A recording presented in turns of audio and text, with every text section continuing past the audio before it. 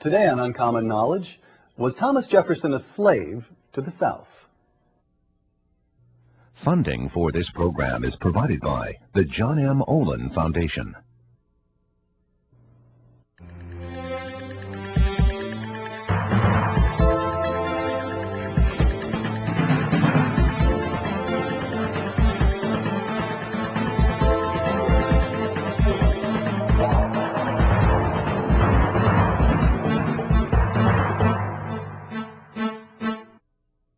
Welcome to Uncommon Knowledge. I'm Peter Robinson. Our show today, Thomas Jefferson and Slavery, reassessing Jefferson's place in American history. When the Constitution was ratified in 1789, the infamous 3/5 clause counted each slave as 3/5 of a person in determining a state's representation in Congress and in the Electoral College. To what extent did this Southern advantage help Thomas Jefferson win the presidency? And to what extent did Thomas Jefferson, author of the phrase, "all men are created equal," use the presidency to preserve and perpetuate the institution of slavery? Joining us today, two guests. Jack Rakove is a professor of history at Stanford. He won the Pulitzer Prize for his book, Original Meanings, Politics and Ideas in the Making of the Constitution. Gary Wills is a professor of history at Northwestern University. He won the Pulitzer Prize for his book, Lincoln at Gettysburg. Wills is the author, most recently, of Negro President, Jefferson and the Slave Power. January 20th, 1801, Boston newspaper, the New England Palladium, commenting on Thomas Jefferson's election as president. But in a sense, it might as well have been commenting on Jefferson's place in American history. Jefferson, the newspaper said, made his, quote, ride into the Temple of Liberty on the shoulders of slaves, close quote. Jack, will you grant the New England Palladium its assertion? Only in a small part. Only a small part. Gary? I think in a very important part. All right.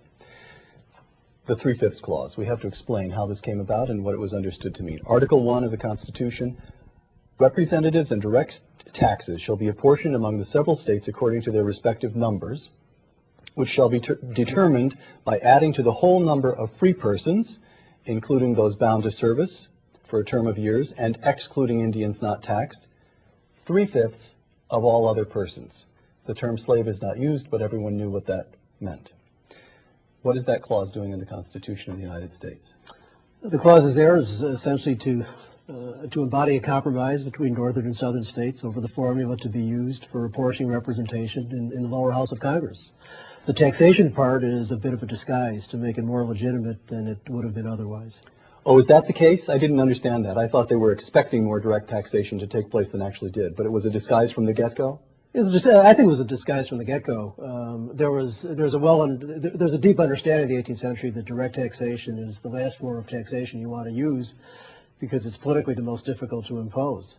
So the idea is that by linking representation with taxation, you'll make it less offensive, but there will be no real cost to the political economy of the government down the road because no one's ever going to try to use direct taxation. So quite apart from the substance of the 3/5 clause, they understood themselves to be dirtying their hands by putting this into the Constitution right there and then at the convention. Is that fair? I wouldn't say dirtying their hands. I think they're saying this is a way they're thinking rather directly and certainly politically that they're going to make it more legitimate. All right. Gary Wills, I quote you. The 3/5 clause gave the South a permanent head start for all its political activities, and for over half a century, right up to the Civil War, the management of the government was disproportionately controlled by the South.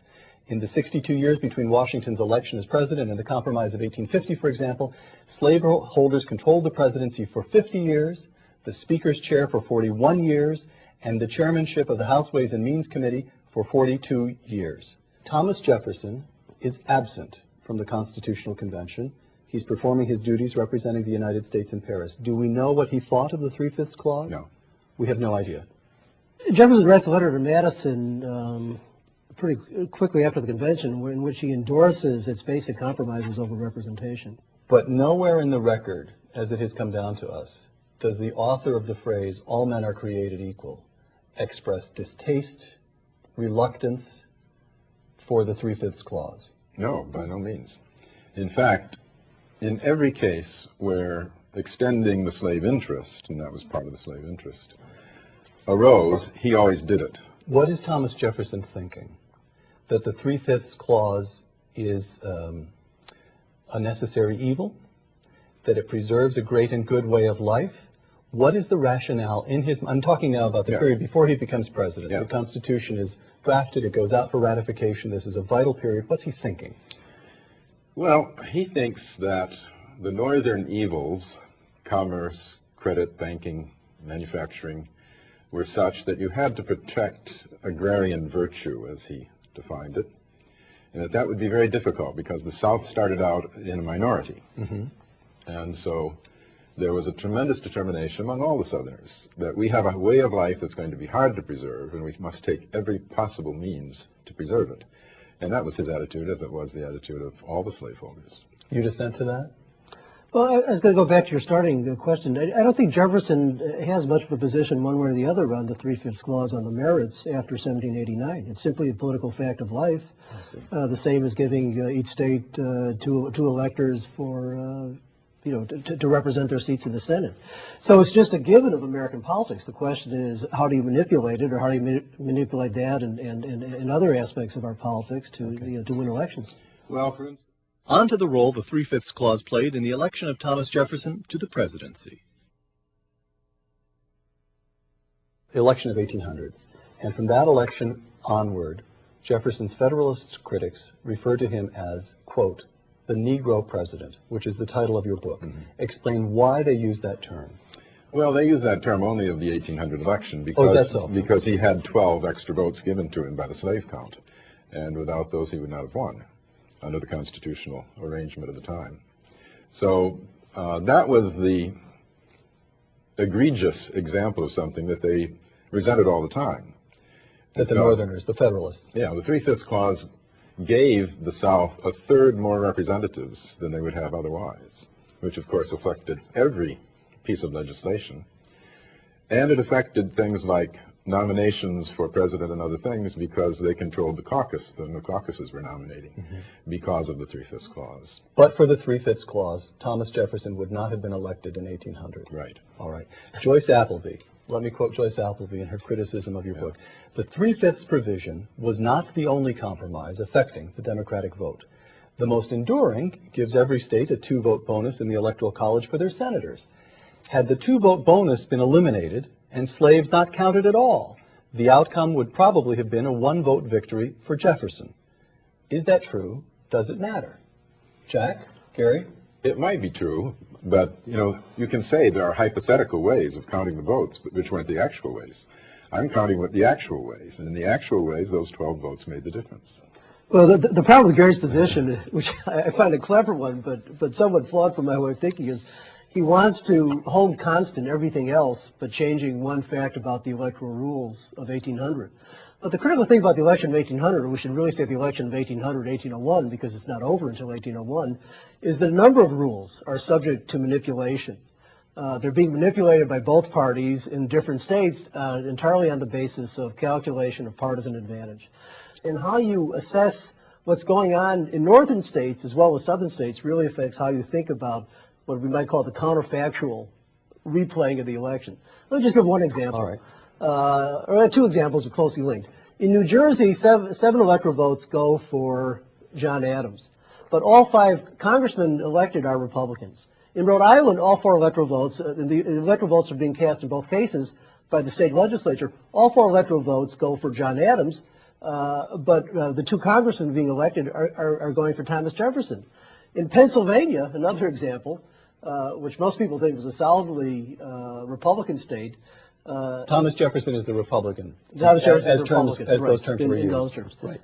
Jefferson winds up with 8 votes, Adams with 7 electoral votes. And the reason for this is that the Federalists control the state Senate, and the Republicans control the state legislature, the lower house of the legislature, and the 2 houses are deadlocked. In fact, Pennsylvania may not even vote at all, and they broker a deal. That deal underrepresents what Jefferson's strength was probably within the Pennsylvania electorate, if you could have taken that.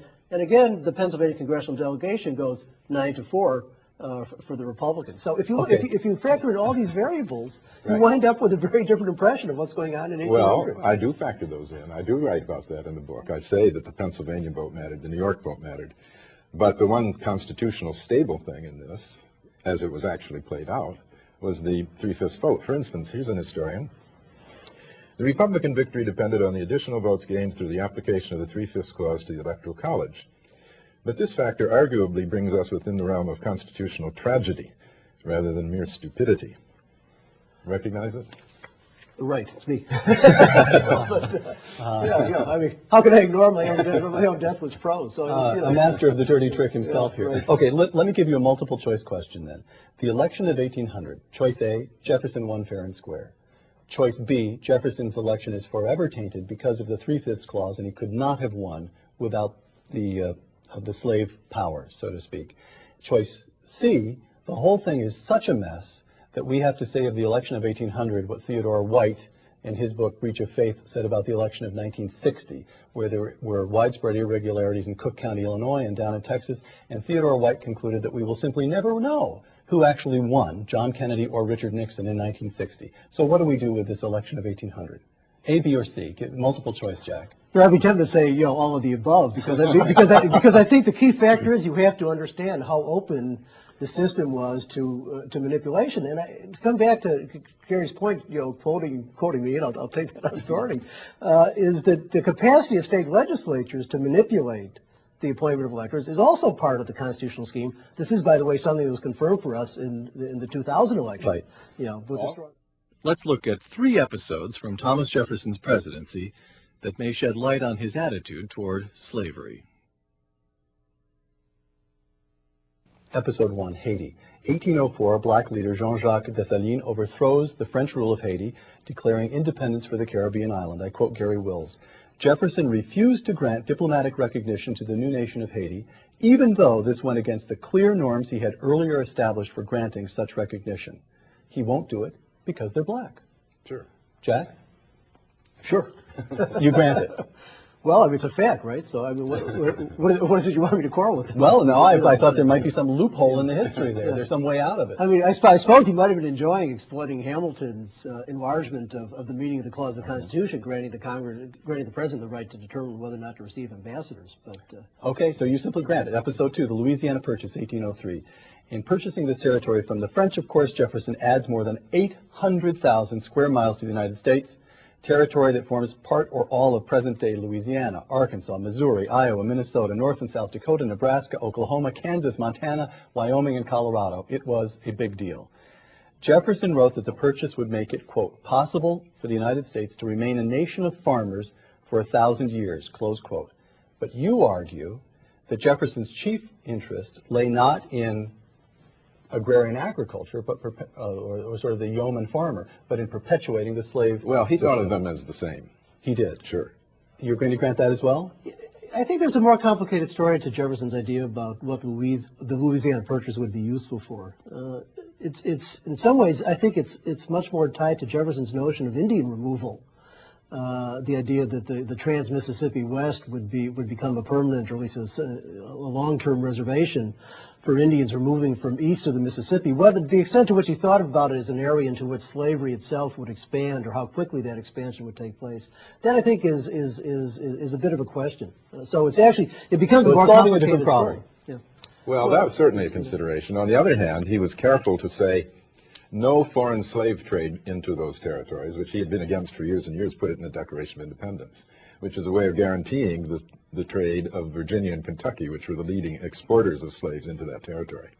So slavery was very much on his mind. One thing worth noting about the 3/5 clause, though, is it does have a somewhat ironic playing out or aftermath. Let's say by 1820, it's fairly clear that even with the 3/5 clause, the South is going to remain the permanent minority within an expanding union, and the mechanism for protecting or let's say maintaining an intersectional equilibrium within Congress from that point on, from the post-Missouri period on, is much more tied to the admission of states on a free state and a slave state simultaneously to the Senate. So the Three-Fifths Clause, though, certainly enhances the influence of... Well, let me ask you about that. The vote for the admission of those states was itself affected by the Three-Fifths Clause. The Kansas-Nebraska Act was affected by it. The Wilmot Proviso was affected by it. Voting to admit them, they had a lot of power still in the 1830s and the 1840s. As late as the 1840s, the gag rule passed only because of the Three-Fifths Clause. Let me take you to the third episode in your book that was surprising. I knew about it, but you put a new spin on this. June 1807, British ship Leopard fires on the USS Chesapeake, kills 3, wounds 18. Jefferson retaliates by persuading Congress to enact an embargo. The embargo forbids American ships to sail from American ports to European ports, does widespread damage to the economy, becomes intensely unpopular, and Jefferson insists on enforcing it. I quote you once again. Jefferson cast the embargo in terms of 2 cultures, the agrarian South against the mercantile North.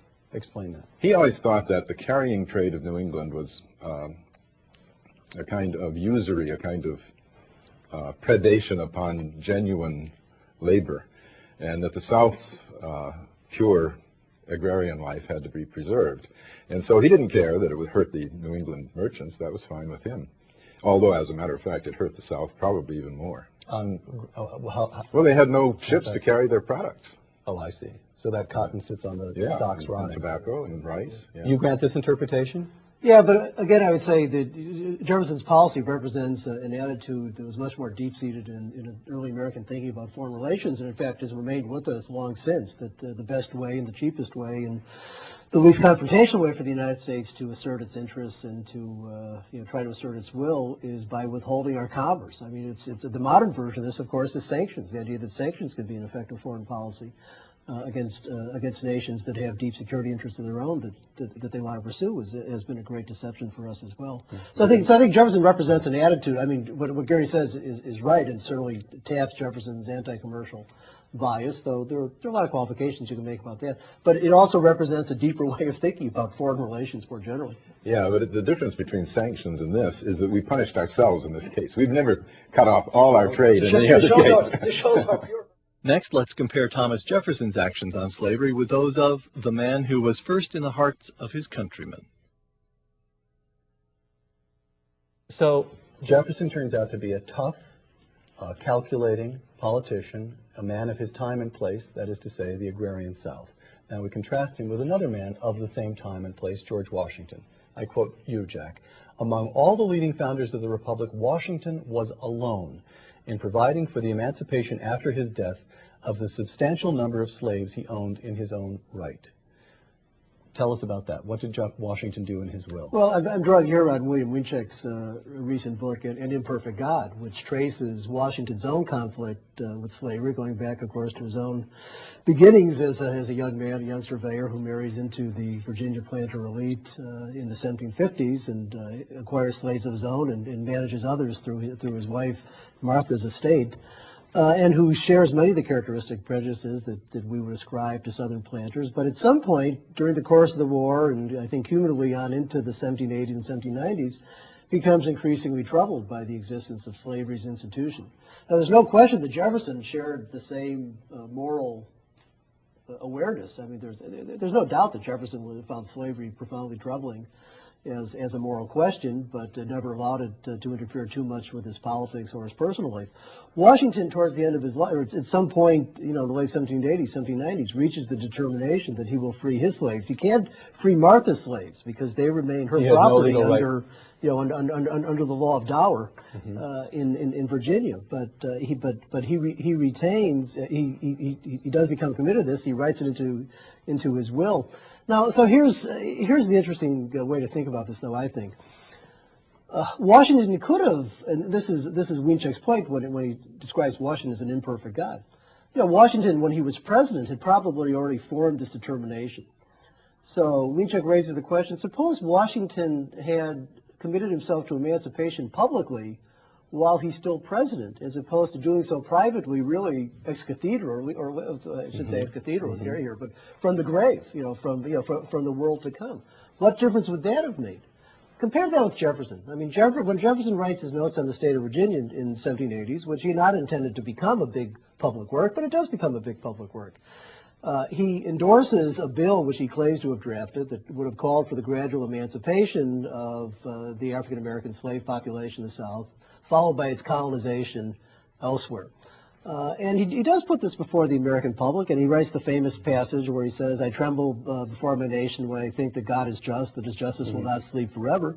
There's no doubt that Jefferson was morally troubled, to put it mildly, by the existence of slavery, but was just as, in some ways just as puzzled, or maybe not puzzled in a somewhat different way, than Washington. But Washington does it. Well, Washington dies in 1799, and from that moment on, everybody in the South and the entire nation knows full well where he stood, this great man, the great first president, first in war, first in peace, and first in the hearts of his countrymen, where he stood on the question of slavery. And Thomas Jefferson lives another 26 years. Well, let me say two things about Washington.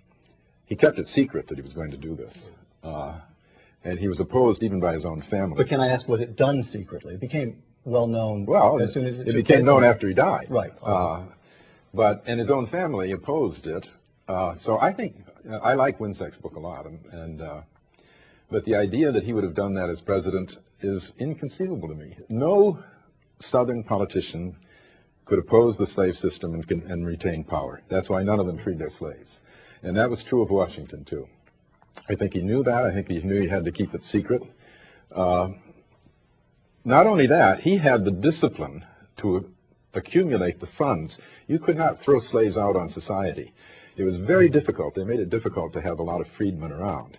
You had to get them a job, get them out of the state, get them a pile of money, and that's what Washington did. He accumulated a big fund. It was still being much more elaborate than simply signing a codicil in his will. It was still being paid out to them in the 1830s, the freed slaves, from his money. Now Jefferson never had any money. I mean, he lived so extravagantly and drove himself so deeply into debt. He didn't own his slaves by the end. They were owned by the creditors. He almost lost his house. By a matter of months, he would have been kicked out of his house. So he never had the discipline that Washington did. Last question. How should we today judge Thomas Jefferson and George Washington? Can you say as a historian, this may be the kind of moral judgment from which you shrink as a historian for all I know, that one man had greater integrity than the other, that one man had a greater sense of honor than the other, that one man speaks more clearly and forcefully to us today than the other? I do. Washington. Washington. Jack? I don't, but for more philosophical reasons. I don't believe it's the function of the historian to pass moral judgments on people in the past. Or, put another way, it's easy to pass moral judgments on people in the past, and there's not really much point to it. And unless you see oneself consciously disabusing the public of a myth that needs to be punctured, which is a legitimate function, I think, of our public discourse in general, but not of what historians do in particular. I mean, when I teach this stuff, and I teach this, year in and year out, the first point I try to make my students, and also the last point of the course, because it's always a lecture about Jefferson, is that historical explanation is not primarily about moral judgment. It's about trying to explain why people in the past did what they did, and whether they were, good or bad in their private motivation. And we can reach certain conclusions about that. You could say slavery is rather beside the point. Right. Well, slavery was bad, of course, but it was so much a part of the fabric of life. Well, you can explain that without palliating it, which is what our history has done for a long, long time. Well, the increase of racism. There's so much that's been written about slavery in the past. I mean, maybe that was true down to 1950 or 1955. I certainly don't think, as a working historian, that characterizes the state of historical scholarship for the last 35 or 40 years. Well, then they are condemning it, which is all I'm asking for. Well, last question is television, alas. I have to wrap it up. Claire Booth Luce used to love to say that history had time to give each great man only a single sentence. Lincoln freed the slaves. Churchill defeated Hitler. You've written Thomas Jefferson was, quote, a giant trammeled in a net. Is that the sentence that history should give him? It should give it to all of the Southern leaders. They were all. That's what I say is this Jefferson is no different from all of the Southern, not from Madison, from Monroe, from Washington. They all had to defend their economic base, and that was tragic. Jack? If we have to make moral judgments about Jefferson and slavery, then we have to understand and do our best to understand why it was that Jefferson was so nervous about the prospect of emancipation. And at that point, we really have to be prepared to look into our own hearts and ask the question, why is it that racial relations remain so sensitive for us today? Because when Jefferson writes his most famous passages about slavery in the Notes on the State of Virginia, and when he explicitly makes a racist argument in comparing whites and blacks, it's not to defend slavery, it's to explain why emancipation has to be followed by colonization. And that's a judgment about the possibilities of a bi or a multiracial society. Now, we could fault Jefferson for not being as optimistic as others have been. But if we're going to continue to argue that race remains the great unsolved problem of American public life and our private life as well, then I think we also need to give Jefferson some credit for being willing to confront that, and indeed to confront it in his own heart, and then to raise that question for his fellow citizens. The colonization scheme was absolutely impossible. Well, it was a crazy. Of course, it was a crazy idea. Of course, it was a crazy idea. It was a gesture. But the problem to which it was addressed, that Jefferson understood that the creation of a biracial society would be extremely difficult. You know, that's not a naive formulation. That's a serious problem. That's what he's wrestling with.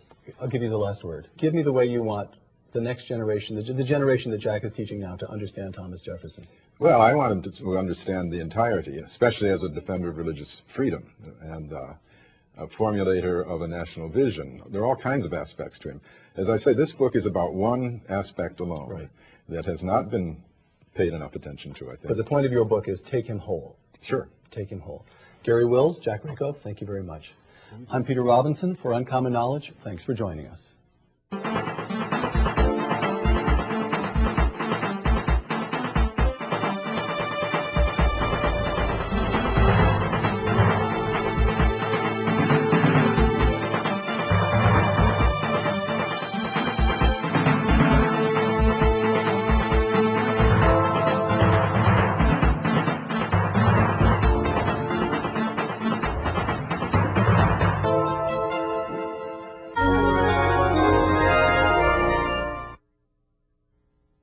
Funding for this program was provided by the John M. Olin Foundation. We are PBS.